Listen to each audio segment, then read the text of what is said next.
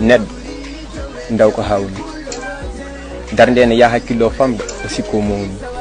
neɗɗo ko hakkille so tawi a faami so sodata ken yiile wadde kangaɗen namni mais noon kaaɗi mo fawi tan ɓuurini yahe laabi sabu neɗɗo en fuu yahangue ha feeña e mbaadi aɗa andi ko woni e ɓernde wona guiri labtinto neɗɗo goɗɗo mum siffinanda to wattinto ɗo waɗa yaha taw ka maayi heddi tan mbirɗa e guiri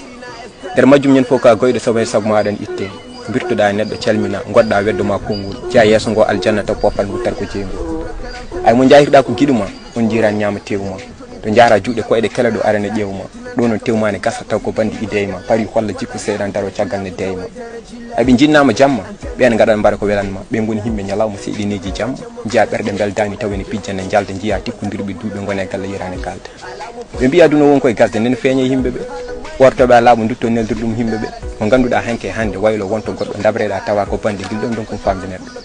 innamade yurminade wallahi no fulfulde toñanki gandata eɗen jurmin gila ɗum jiiɗen jeyde iblis funti men nani men e bonande laami ɓerɗe men haysen kalna men mbawa nande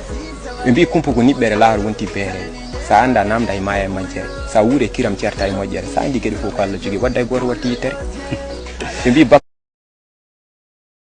mbi bakkar ko tuuni min beɓe mi ñagonta ko jibinde yo Allah mum ɗiɗi ala juuɗe kono ko hakkillo windi aduna wonani hay hunde yo Allah waɗe kange o wanma jamma ƴew min o waɗami sabundi sibi kalis kange janggo ala muɗum neɗɗo ko neɗɗo tan hay soko pijiro otoji et puis o wawa hewde faaro caggal ñammaram ko moƴƴi